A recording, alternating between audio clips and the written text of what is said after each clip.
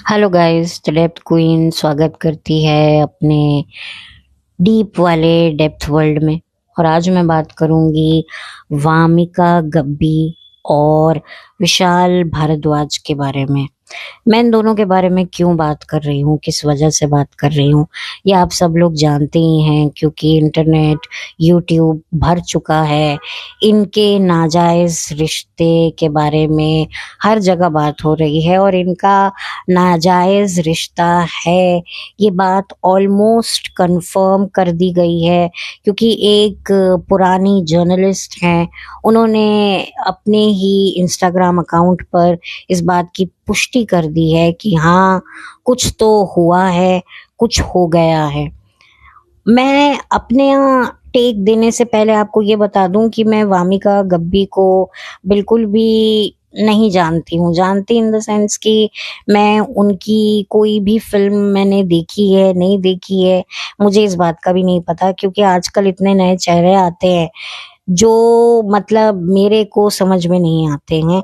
वो दौर चला गया जब हमको हमारी दिलों पर आर्टिस्टों का नाम लिखा होता था, ये रानी मुखर्जी है, ये मनीषा कोइराला है, ये रवीना टंडन है, मतलब हम हल्की सी झलक देखकर भी बता देते थे।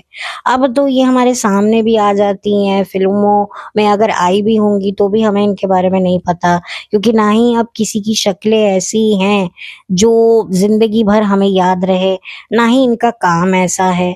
तो इसीलिए मुझे वामिका गब्बी के बारे में कुछ ज़्यादा नॉलेज नहीं है। हाँ, मुझे इतना पता है कि विशाल भारद्वाज की शायद बनाई हुई एक फिल्म नेटफ्लिक्स पर खुफिया में ये काम कर चुकी हैं, और विशाल भारद्वाज के बारे में तो मैं थोड़ा जानती हूँ, क्योंकि वो बहुत ही मशहूर डायरेक्टर हैं, प्रोड्यूसर हैं।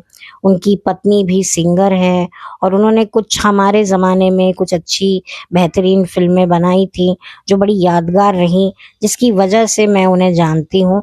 अगर ये भी आज के ज़माने के डायरेक्टर होते तो भाई मुझे इनके बारे में फिर बड़ी रिसर्च करनी पड़ती है। एक्चुअली मुझे रिसर्च करने का भी अब ना इन लोगों के बारे में मन नहीं करता, स्पेशली ऐसे कपल्स के बारे में जो मतलब कपल भी, आप इनको कहते हुए आपको थोड़ी झिझक महसूस होगी, क्योंकि अगर ये बात सच्ची है, वैसे तो ये बात सच्ची ही है ऑलमोस्ट, लेकिन अगर ये बात सच्ची है, ये तो दादा और पोती की जोड़ी है। मतलब अब इसको एज अ कपल मतलब क्या बोल सकते हैं। मैं तो यही बोल सकती हूँ कि वामिका गब्बी जो है वो मेहरबानी का मुआवजा दे रही है विशाल भारद्वाज को। और क्या मैं कह सकती हूँ भाई, ऐसे ही कोई मुफ्त में तो किसी को आज के तारीख में पानी तो पिलाता नहीं, और यहाँ पर कोई फिल्म दे रहा है और इतने आपसे आपको कहीं ना कहीं प्रमोट कर रहा है, और प्रोड्यूसर डायरेक्टर द्वारा आपका नाम रिकमेंड हो रहा है या आपको कहीं और से प्रमोट किया जा रहा है, तो कहीं ना कहीं फिर इंसान जब किसी की मदद करता है, जब किसी पर इतने एहसान डालता है, तो फिर कभी ना कभी कहीं ना कहीं उनका मुआवजा भी मांगता है। और जब आप मुआवजा नहीं देते हो तब आप एक एहसान फरामोश कहलाते हो कि देखो, हमने तुम्हारी मदद की, तुम्हें प्लेटफॉर्म दिया और तुम हमें ही मना कर रही हो। तो ना चाहते हुए भी, चाहते हुए भी, ना जाने कितनी ऐसी वामिका गब्बियां हैं जो ऐसे मर्दों की डब्बी में जाकर बंद होने को तैयार हो जाती है। वैसे तो देखा जाए इन महिलाओं पर भी सिंपैथी करने का अब कोई मतलब तुक नहीं बनती है, क्योंकि इनको पता होता है इंडस्ट्री में हमें कैसे आना है, कैसे करना है। और इस इंडस्ट्री में आने के बाद अगर आप अय्याशी ना करो, अय्याशी क्लब का हिस्सा ना बनो, तो फिर कैसे होता है। क्योंकि ये जो डायरेक्टर्स भी होते हैं, आपको क्या लगता है इनको नहीं चाटम चटाई करनी पड़ती, इनको किसी कल्ट में शामिल नहीं होना पड़ता, सबको होना पड़ता है। और इन लोगों का धर्म ही यही है, इन लोगों का कर्म ही यही है, अय्याशी पे अय्याशी करना। तो ये चाहकर भी क्या लॉयल्टी की पीपड़ी बजाएंगे भाई। अगर ये ऐसा नहीं करेंगे तो फिर कैसे इनका काम चलेगा, कैसे रोजगार चलेगा। चलो एक बार चल जाएगा पर बार बार नहीं चलेगा। क्योंकि कहते हैं ना, किसी बच्चे को अगर नशे की आदत डालनी होती है तो उसको मुफ्त में पहले टॉफियां खिलाते हैं, और फिर जब बच्चा आदी हो जाता है उन टॉफियों का, तो फिर टॉफी देने वाले जो लोग होते हैं वो बोलते हैं तुम्हें टॉफी चाहिए तो जाओ जाके पैसे लेकर आओ। तो वो कहता है मैं पैसे कहाँ से लेकर आऊं, तो वो कहता है जब तक पैसे नहीं दोगे टॉफियां नहीं मिलेंगी। तो फिर वो कैसे भी करके पैसे लेके आता है जब, तो उसके हाथ में टॉफियां थमा दी जाती हैं, और उसके बाद से हो जाता है एक सिलसिला शुरू लेने देने का। तो यहाँ पर भी कुछ ऐसा ही चलता है, पहले फ्री फंड का श्रीखंड खिलाते हैं, और उसके बाद जब आपको श्रीखंड खाने की आदत पड़ जाए तो फिर उसकी कीमतें मांगी जाती हैं। तो यहाँ पर मुझे ना वामिका के लिए कोई अफसोस है, और ना ही मुझे विशाल भारद्वाज के लिए कोई घृणा है, या कोई ऐसी कोई मेरे मन में कोई ऐसी भावना है कि अरे कितना खराब इंसान है। क्योंकि यहाँ पर ये फेवर फ्रेंडशिप्स चलती हैं, ये पार्ट ऑफ दिस प्रोफेशन है। वो बात अलग है कि ठीक है, इनको क्रिटिसाइज पब्लिक की तरफ से मिलता है, मिलेगा, तो हो सकता है ये पब्लिकली आकर अपने रिलेशनशिप को डिनाई कर दें, हो सकता है ये रिश्ता छोड़ भी दें, तोड़ भी दें, लेकिन बैक स्टेज कितनी और लड़कियां होंगी लाइन में, तो कोई फर्क नहीं पड़ता है। और फिर आकर ये लोग ये भी बोल सकते हैं, अच्छा ये क्या बोले, इनकी बीवियां आज आकर बोलेंगी कि भाई नहीं, मेरे हस्बैंड का के ऊपर ये फॉल्स एलिगेशंस मीडिया लगा रही है, ऐसा कुछ भी नहीं है, my husband is a very loyal man, इतने साल हो गए हमारी शादी को, हमारी एक जर्नी रही है, कितने हमने अप्स एंड डाउन्स देखे हैं, हम तब अलग नहीं हुए, अब हमें कैसे कोई अलग कर सकता है, we have a beautiful family. इस तरह के भारी भरकम डायलॉग बोलती हुई इनकी पत्नियां आ जाती हैं, और जब किसी गुनहगार पति के साथ उसकी पत्नी खड़ी हो जाती है तो फिर लोगों को लगने लगता है कि हाँ, ये औरत सच बोल रही है।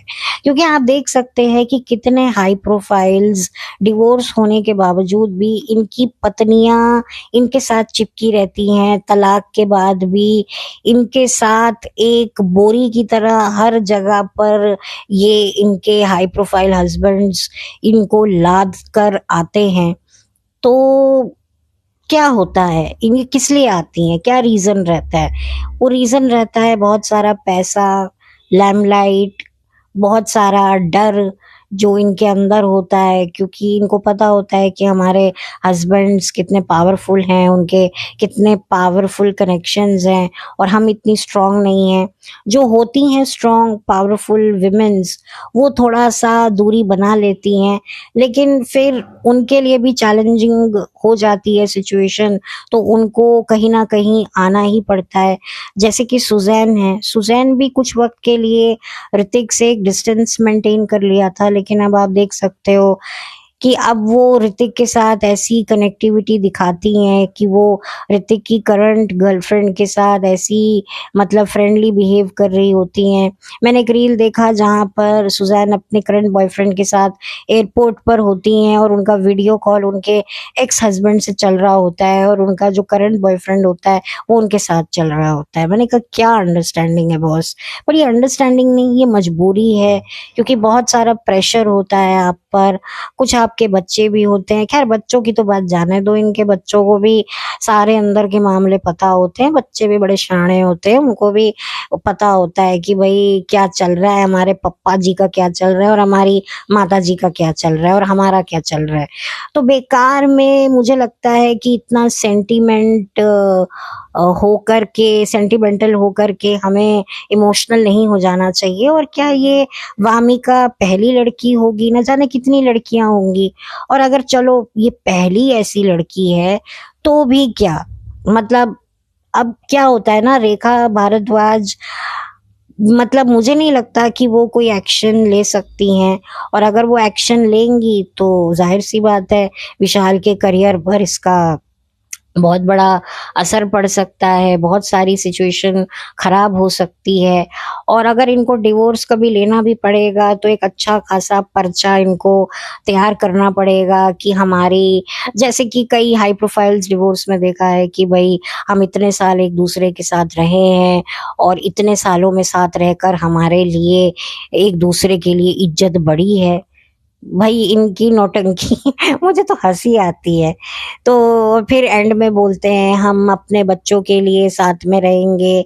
अब मुझे नहीं पता इनके एग्जैक्टली बच्चे हैं नहीं है, मुझे आइडिया नहीं है। अगर बच्चे होंगे तो उनके लिए रह लेंगे। कुछ कपल्स तो अपने पेट्स के बच्चे होते हैं, पेट पेरेंट होते हैं। तो एक कपल मैंने देखा था तो उसने कहा था कि भाई हमारा पपी है तो हम उसके लिए को पेरेंटिंग करेंगे, और अगर नहीं भी बच्चे हुए तो हम एज अ फ्रेंड, हमारी जो पार्टनरशिप रही है इतने सालों की वो डिवोर्स के बाद भी कंटिन्यू रहेगी। तो इनके अतरंगी लॉजिक होते हैं, अच्छी खासी स्क्रिप्ट होती है, तो इनके पास हर मर्ज की दवा होती है। हम आम घरों के लोगों को तकलीफें, जिस तरह की तकलीफें हम लोग झेलते हैं ना, इनकी तकलीफें हमारी तकलीफों से कई ज्यादा हाई प्रोफाइल होती हैं। और उनके कई तरह के हाई प्रोफाइल नुस्खे होते हैं उन प्रॉब्लम्स का सलूशन पाने के, जो हम आम लोग अफोर्ड नहीं कर सकते। इसीलिए हम चकरा जाते हैं जब ये लोग इस तरह की स्टेटमेंट मीडिया में आकर बोलते हैं। तो मुझे कोई ऐसा शौक नहीं लगा, हाय हाय मैंने कोई ऐसी छाती नहीं कूटी है अपनी, हो हाय नहीं। ठीक है, अब तो देखो मुझे आदत पड़ गई है। और बहुत सारे ऐसे डायरेक्टर्स हैं, बहुत सी मतलब डार्क लाइफ्स छुपी हुई हैं। मैं हमेशा बोलती हूँ डार्क लाइफ, डार्क लाइफ। तो यहाँ पर हाथी के दांत दिखाने के कुछ और खाने के कुछ और है। तो मैं मतलब बहुत चिल हूँ, तो आप लोग भी इतना चिल रहिए, इतना इमोशनल होकर कोई ये मत करिए कि इतना ज्यादा एक्सट्रीम हो जाइए। अब आप लोगों को भी आदत डाल लेनी चाहिए, और न जाने आने वाले समय में कितने नाम आपके सामने आएंगे। तो आप हर एक इंसान के लिए इतना शॉक्ड हो जाओगे। हाँ, एक जमाना हुआ करता था जब मैं भी शॉक्ड हुआ करती थी, लेकिन 2020 के बाद तो मुझे धीरे धीरे सब समझ में आ गया कि भैया ये सब ड्रामा है। ये जो ड्रामा करने वाले जो आर्टिस्ट होते हैं, ये पर्दे पर ही ड्रामा नहीं करते हैं, ये मीडिया वालों के सामने भी ड्रामा करते हैं। ये जो इंटरव्यूज देते हैं ये सब स्क्रिप्टेड होते हैं, इसमें भी ये ड्रामा कर रहे होते हैं। बल्कि असली औकात इनकी तभी सामने आती है जब ये अपने घर में जाते हैं, अपने बीवी बच्चे पति के सामने, वहीं पर इनकी सच्चाइयां बाहर निकलती हैं। ऐसा कुछ नहीं है। और अगर थोड़ी बहुत इनकी सच्चाई मीडिया के सामने आ जाती है तो बैठी है इनकी पीआर टीम इनको सिक्योर करने के लिए। तो हम आम लोग क्यों अपनी मेंटल हेल्थ इनके पीछे बर्बाद करें? काहे की मोहब्बत, काहे का रिश्ता, काहे की शादी? भाई कुछ भी नहीं है, ये अब आपके सामने है, ये सब बड़ी बड़ी बातें हैं। और ये जो विशाल भारद्वाज जी हैं, ये बहुत ही औरतों को लेकर हमेशा से बड़े संजीदी क्या बोलते हैं वो, संजीदा रहे हैं। संजीदगी से इन्होंने जो है महिलाओं के सम्मान के लिए बड़ी बातें की हैं। इन्होंने गाना भी बनाया था तू ही तू करके, विमेन एम्पावरमेंट को सैल्यूट करते हुए, आज से कई साल पहले। तो कहीं से वहीं से मेरा माथा थोड़ा ठनका था। आप देखिएगा, ये जितना बॉलीवुड विमेन एम्पावरमेंट को सैल्यूट करता है, आप देखेंगे शोषणबाजी भी औरतों की इसी प्रोफेशन में होती है। तो वही वाली बात है ना कि जो आदमी जरूरत से ज्यादा औरत की इज्जत, औरत के सम्मान की बात करे, आप ना उस आदमी के साथ खड़ी हुई उसकी बीवी की शक्ल देख ले कि आपको पता चल जाएगा रियलिटी क्या है। क्योंकि इनकी असलियत तो इनकी बीवियों को ही पता होती है कि ये कितने विमेन एम्पावरमेंट को सपोर्ट करते हैं, कितनी महिलाओं की इज्जत करते हैं। तो ये बात अब होती है, जो आदमी जरूरत से ज्यादा विमेन एम्पावरमेंट की बात करे, देखिए हम लोग भी करते हैं विमेन एम्पावरमेंट की बात, हमारे आसपास के जो जेंट्स हैं वो भी करते हैं। लेकिन जो एक जरूरत से ज्यादा होता है ना, जो आदमी जरूरत से ज्यादा औरत की इज्जत, औरत की इज्जत, वही आदमी औरत की इज्जत से खेलता है, क्योंकि वो एक अपने आप को एक यमली जामा पहना कर रखता है। कोई भी हो जो जरूरत से ज्यादा ज्ञानबाजी देगा, ज्ञान की बातें करेगा, घड़ी घड़ी मिनट मिनट बाद ज्ञान, ये वो कई लोग मैंने देखे हैं। मतलब मैं हिंदू हूँ तो मैंने अपने देखे हैं, अपने आसपास की बात बात पे भगवान का नाम लेंगे, मीठा मीठा बोलेंगे, लेकिन अंदर से इतने कैड़े गंदे काम वो कर रहे होते हैं। मतलब म- मैं समझ जाती हूँ कि जरूरत से ज्यादा जो भगवान का बखान करता है वो एक तरीके से एक चोला ओढ़ के रखता है। असल में उसके इरादे कुछ और होते हैं, लेकिन अपने बुरे इरादों को छुपाने के लिए वो धर्म की चादर ओढ़ कर बैठा हुआ होता है। तो ये मैंने देखा है। देखो और रिलीजन्स में भी ये चीजें मैंने देखी हैं, सुनी है, लेकिन जो मैंने अपने, जो मेरे आसपास के कुछ हैं नोन, जो बहुत धर्म की बातें करते हैं लेकिन उनकी रियलिटी कुछ और ही है। तो इसीलिए मुझे पता है कि कोई इंसान जब किसी पर्टिकुलर चीज पर कुछ ज्यादा ही फोकस है, कुछ ज्यादा ही मतलब चिंता जता रहा है, ये कर रहा है, तो समझ जाओ ठीक है। हम बोलते हैं, हम लोग भी बोलते हैं, लेकिन हम बार बार नहीं बोलते। और जिस तरीके से बोलते हैं ना, आप लोग भी समझदार हो, आप लोग भी हमें सुनते हो, आपको भी समझ में आता है, तो इससे पता चलता है। तो ये बात होती है। तो ये चोला ओढ़कर जो लोग बात करते हैं ना, ये मुझे समझ नहीं आता। अब मैं आप अपनी बात अगर करूं तो मैं भी धर्म की बातें करती हूँ, लेकिन आप लोग मेरे चैनल पर अगर काफी लंबे समय से मुझे सुन रहे होंगे तो मैंने कब धर्म की बात करी है? एक जेन्युइन जगह पर मैंने धर्म शब्द का इस्तेमाल किया या धर्म से रिलेटेड मैंने बात करी, जैसे कि मैंने आज करी है। मैं बात बात पे भगवान को बीच में नहीं लाती हूँ, ठीक है ना। मैं जो भी कर रही हूँ मैं अपनी विल से कर रही हूँ। मैं उस चीज को भगवान का यमली जामा पहनाकर अपने आप को वो पाक साफ नहीं दिखा रही हूँ। तो ये बात होती है। मैं भगवान का नाम लेने में मुझे, या कोई ले रहा है मुझे, उसमें कोई दिक्कत नहीं है, लेकिन तुम भगवान का कहते हैं ना, राम नाम जपना पराया माल अपना, मुंह में राम बगल में छुरी। तो ये जो कहावतें बनी है ना, ये बिल्कुल सही बनी है। तो यहाँ पर मैं कोई विशाल भारद्वाज की कोई वो हेटर नहीं हूँ, या मैं ये नहीं कह रही कि इनकी फिल्में मत देखो, इनको देखो ही मत, ये मत करो, इनसे नफरत करो। नहीं, आप लोगों को इनकी फिल्में देखनी है, इनका काम देखना है, इनके इंटरव्यूज वगैरह कुछ भी देखना है देखो, लेकिन इनको वो मत बनाओ कि ये परफेक्ट है। No, they are not perfect. ये हमसे भी ज्यादा इम्परफेक्ट है, लेकिन इनका ये काम है खुद को परफेक्ट बनाकर बेचना, क्योंकि ये बिकेंगे नहीं तो, मतलब कहते हैं ना, दिखेंगे नहीं तो बिकेंगे कैसे? वही वाली बात है ना। तो ये बात है, और हो सकता है आने वाले समय में विशाल भारद्वाज एक जॉइंट स्टेटमेंट अपनी वाइफ के साथ जो है, या तो इस खबर का खंडन करें या फिर अपने तलाक की अनाउंसमेंट करेंगे। कुछ तो करेंगे, कुछ तो उनको करना ही होगा, नहीं तो चुप रहेंगे, क्योंकि हो सकता है वाकई मामला कुछ ज्यादा ही सीरियस हो। तो ये बात है जो मुझे आप लोगों से कहनी थी, और ज्यादा मेरे पास क्रिटिसाइज करने को कुछ है नहीं। और रही बात इस लड़की की, वामिका गब्बी के बारे में, तो मैं यही कहूंगी कि कहते हैं ना, बर्फ के टुकड़े के लिए हम चोरी करते हैं और फिर वही बर्फ का टुकड़ा पिघल जाता है, तो फिर क्या होता है? क्योंकि हर चीज लाइफ में टेम्परेरी नहीं होती। जिस चीज के लिए हम इतनी जद्दोजहद करते हैं, खुद को भी बेच डालते हैं, वो चीज भी टेम्परेरी है, लेकिन हमें वो समझ नहीं आता। एक्चुअली देखा जाए तो कसूरवार मतलब क्या है? कसूरवार है हमारा पैशन, हमारी मजबूरी, हमारा ड्रीम, जो हमें ये सब करने पर मजबूर करता है। मैं ये नहीं कहती कि आप ड्रीम्स मत देखिए, आप सपने मत देखिए, आप करियर के बारे में ना सोचे, लेकिन आपको अपनी लिमिट को रख कर ये तो तय करना ही पड़ेगा। और ये सिर्फ इस प्रोफेशन में नहीं, हर प्रोफेशन में है। और सबके अलग अलग लेवल होते हैं, सबकी अपनी अपनी लिमिट्स होती हैं, तो ये आपको तय करना है। और ये जो लड़कियां ऐसी रिलेशनशिप्स बनाती हैं, ये इनकी आगे क्या लाइफ होती है? और एक एक्ट्रेस की लाइफ भी एक सर्टेन पीरियड तक ही होती है, और आप लोगों को पता ही है। और ये जितनी भी एक्ट्रेसेस हैं, जो सीनियर एक्ट्रेसेस हैं, अब रिटायर हैं, जो ज़्यादा दिखती नहीं है, ये सब की सब कहीं ना कहीं डिप्रेशन में है।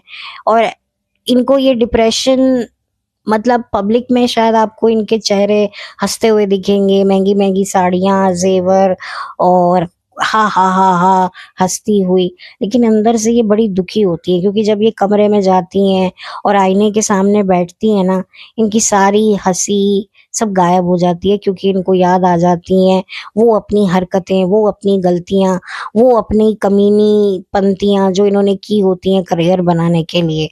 तो ये सब की सब आप देखेंगे एक्ट्रेसेस आज की तारीख में, कोई एंग्जाइटी की मरीज है, किसी को ये प्रॉब्लम है, किसी को वो प्रॉब्लम है। पहले भी होता था लेकिन अब ज्यादा ये सिचुएशन बढ़ गई है। तो मेरा यही रिएक्शन है इन दोनों के रिलेशनशिप को लेकर। तो मैं बहुत चिल हूँ, आप लोग भी बहुत चिल रहिए भाई, ये तो इस प्रोफेशन का हिस्सा है। और भाई मुझे तो पता ही है कि शायद कहते हैं ना, जैसे घास में से सुई ढूंढने बराबर आपको मिलेगा कोई परफेक्ट कपल इस इंडस्ट्री में। हर कोई, अगर किसी के साथ आपको कोई कपल जोड़ा दिख रहा है तो वो कितना खुश है एक दूसरे से, वो तो वही जानते हैं, या वो उस घर की दीवारें जानती हैं जिस घर में ये कपल रहते हैं। मैं यहाँ पर विशाल भारद्वाज और उनकी पत्नी की नहीं, मैं हर कपल की बात कर रही हूँ, चाहे वो एंटरटेनमेंट इंडस्ट्री से हो, चाहे वो बॉलीवुड से हो, कहीं से भी हो, मतलब जो भी ये फेमस कपल होते हैं, चाहे आप पॉलिटिकल कोई कपल कह लीजिए। तो ये वो जो घर की जो दीवारें होती है ना, उनको रियलिटी पता होती है, लेकिन खुशनसीब हैं ये लोग क्योंकि वो दीवारें बोल नहीं सकती हैं।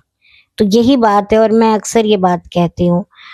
तो और ज़्यादा कुछ मुझे और कहना नहीं है, बस मेरे को ये बात करनी थी जो मैंने कर ली है। और आई होप आपको ये मेरा पॉइंट ऑफ व्यू समझ आएगा। शायद हो सकता है मेरा पॉइंट ऑफ व्यू आपको थोड़ा अलग लगे, थोड़ा वियर्ड लगे, लेकिन भाई जो मेरे दिल में है वो मेरी ज़बान पर है। मैं किसी को बेकार में क्यों कोसूं, जबकि मुझे पता है ये रियलिटी है, ये धंधा है पर गंदा है, गंदा है पर धंधा है। ये जो गाने ऐसे नहीं बने हुए हैं, ये रियलिटी बताने के लिए बने हुए हैं, लेकिन हम इसे गाने, एंटरटेनमेंट, इन चीज़ों को लेकर सुन के एक कान से सुना निकाल दिया। भाई एक कान से सुनो और गौर करो कि इन गानों के पीछे क्या रियलिटी बताई है, क्योंकि ये जो गाने लिखने वाले, बनाने वाले भी तो इस इंडस्ट्री से है। तो बहुत कुछ चलता है, बहुत कुछ होता है। तो ठीक है, मैं हमेशा बात करती हूँ, और बार-बार बात करूँगी तो फिर बात रिपीट हो जाएगी, और मुझे वो बातें बार-बार रिपीट करनी नहीं है और आप लोगों को बोर नहीं करना है। तो मुझे आप लोगों को एंटरटेन करना है, तो इसी वजह से अब मैंने सोचा है कि मैं बार-बार अब उन बातों को जिनको मैंने शायद अपने पिछले के पॉडकास्टों में मैंने अगर रिपीट किया है, मतलब मैंने बात करी है, तो मैं अभी के पॉडकास्ट में उसको दोबारा से नहीं दोहराऊंगी, क्योंकि अब ऑलरेडी 2 इयर्स हो चुके हैं मुझे यूट्यूब पर। तो मैं एक ही बात को अब रिपीट नहीं करूंगी, अब मैं कुछ अलग बात करूंगी और टू द पॉइंट बात करूंगी। जैसे जो मेरे अंदर जो फील आएगा मैं वो बोलूंगी। हाँ, कोशिश ये रहेगी कि मैं कुछ रिपीट ना करूं, वही बातों को दोहराऊं नहीं जिसको आप ऑलरेडी डे वन से सुनते हुए आ रहे हैं, जिन्होंने भी जब से मेरा चैनल सब्सक्राइब किया है। तो अगर नहीं सुना है आपने तो आप पिछले मेरे पॉडकास्ट सुन लीजिएगा और थोड़े व्यूज बढ़ा दीजिएगा, और थोड़ा लाइक भी दे दीजिएगा, क्योंकि लाइक की बड़ी कमी चल रही है। तो बस इसी के साथ अब मैं चलती हूँ, लौट कर मिलती हूँ एक नए ब्रांड पॉडकास्ट के साथ। तब तक के लिए thank you so much, have a blessed day. तो बस, अगर आपको कुछ कहना है, कुछ पॉइंट ऑफ व्यू है आपका मेरे इस टॉपिक को लेकर, आपका क्या कहना है, तो ज़रूर शेयर कीजिएगा, मुझे इंतज़ार रहेगा। या किसी और के साथ शेयर करना चाहते हैं तो ज़रूर कीजिए, मुझे तब भी इंतज़ार रहेगा। इंतज़ार तो मुझे रहता ही है, और कुछ मुझे कमेंट्स आते भी हैं जो मुझे बहुत अच्छे लगते हैं, और मुझे पढ़कर काफ़ी मोटिवेशन भी मिलती है। और मैं तहे दिल से थैंक यू करती हूँ कि वो अपना कीमती समय निकाल कर मुझे सुनते हैं और कमेंट भी करते हैं। ये बहुत बड़ी बात मुझे लगती है, क्योंकि आज की भाग दौड़ भरी ज़िंदगी में अपने लिए टाइम नहीं मिलता है, और यहाँ पर आप पॉडकास्ट सुनते हैं और लिख कर कमेंट देते हैं, अपना ओपिनियन शेयर करते हैं, तो ये मुझे बहुत अच्छा लगता है। तो बहुत हिम्मत मिलती है, बहुत मोटिवेशन मिलता है और बहुत करेज आता है कि और भी धांसू पॉडकास्ट में लेकर आऊं। तो तब तक के लिए चलती हूँ, लौट कर मिलती हूँ। इंतज़ार कीजिएगा मेरा, कहीं जाने वाली नहीं हूँ। दोबारा लौट के आऊँगी और एक नया पॉडकास्ट लेकर आऊँगी। Thank you so much.